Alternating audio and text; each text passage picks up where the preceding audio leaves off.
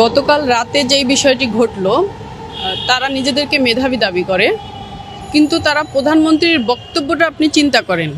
প্রধানমন্ত্রী কি বলেছিল যে মুক্তিযোদ্ধার নাতি নাতনিরা কোটা পাবে না, তাহলে কি রাজাকারের নাতি নাতনিরা কোটা পাবে? মানে উনি প্রশ্ন করছে, কিন্তু উনি কাউকে বলে নাই আপনারা সবাই রাজাকার গণহারে। আগে আপনার বক্তব্যটা বুঝতে হবে, সে কি আপনাকে বলেছে নাকি আপনার কাছে প্রশ্ন করেছে।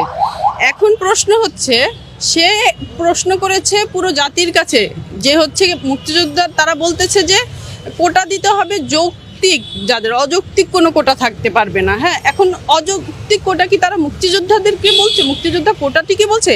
সেটাও তারা কিন্তু বলছে না। হ্যাঁ, এখন প্রধানমন্ত্রী কিন্তু একটি প্রশ্ন ছিল শুধুমাত্র, এটি কোনো কাউকে ব্যঙ্গ করে কথা বলা ছিল না, সবাইকে গণহারে রাজাকারও বলা হয়নি। তারা এই সামান্য একটি প্রশ্ন, সেটি তারা বুঝতে পারেনি। তাদের কাছ থেকে কি আসা উচিত ছিল? তাদের কাছ থেকে একটি যৌক্তিক উত্তর আসা উচিত ছিল যে কোটাটি কারা পাবে। হ্যাঁ, এটি গঠনমূলক সমালোচনা হওয়া উচিত ছিল, সেটি তারা করে নাই। তারা কি করছে? তারা সকলকে উস্কে দিছে। এখন দেখুন, এটা যদি সাধারণ শিক্ষার্থীদের প্রতিক্রিয়া হতো, তাহলে কখন প্রতিক্রিয়া হতো? প্রধানমন্ত্রী বক্তব্য দিয়েছে দিনের বেলা, কিন্তু প্রতিক্রিয়া হয়েছে কখন? মধ্যরাতে প্রতিক্রিয়া হয়েছে।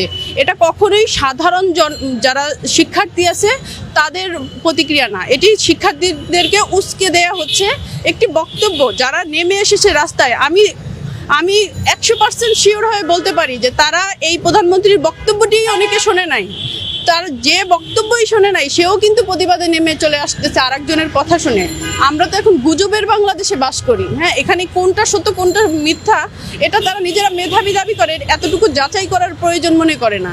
এবং যারা এটা নেতৃত্ব দিচ্ছে, এই যে রিফাত রশিদ, যিনি এটি পুরোটা মানে আরও বেশি উস্কে দিচ্ছেন, যিনি ফেসবুকে বিভিন্ন গ্রুপের মাধ্যমে, উনি কোন দলের সদস্য আপনি দেখেন। উনি ওই নূরের সাথে যিনি ছিলেন আক্তার, তার গ্রুপ যে গণতান্ত্রিক ছাত্র অধিকার পরিষদ, উনিও কিন্তু ওইটার অ্যাক্টিভ সদস্য। এবং তিনি গত নির্বাচনের সময় তিনি নির্বাচন বর্জন চান বলে নিয়মিত বিরোধী দলের সাথে নিয়মিত রাজপথে ছিলেন।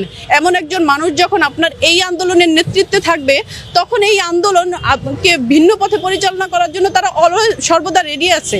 এবং এই ধরনের মানুষ কিন্তু এই শিক্ষার্থীদেরকে বিপথে চালিত করতেছে, যার রিয়াকশন আমরা দেখলাম যে মধ্যরাতে শিক্ষার্থীরা হল থেকে তালা ভেঙে বের হয়ে আসলো। তারা কিন্তু চিন্তাও করে নাই যে আমরা যে চলে যাচ্ছি হল গেট ভেঙে, আসলেই কি আমরা যৌক্তিক দাবিতে যাচ্ছি কিনা, আসলেই আমাকে বলা হচ্ছে কিনা, এতটুকু তো যাচাই করার দরকার ছিল। তারা ন্যূনতম সেই যাচাইটি করেনি।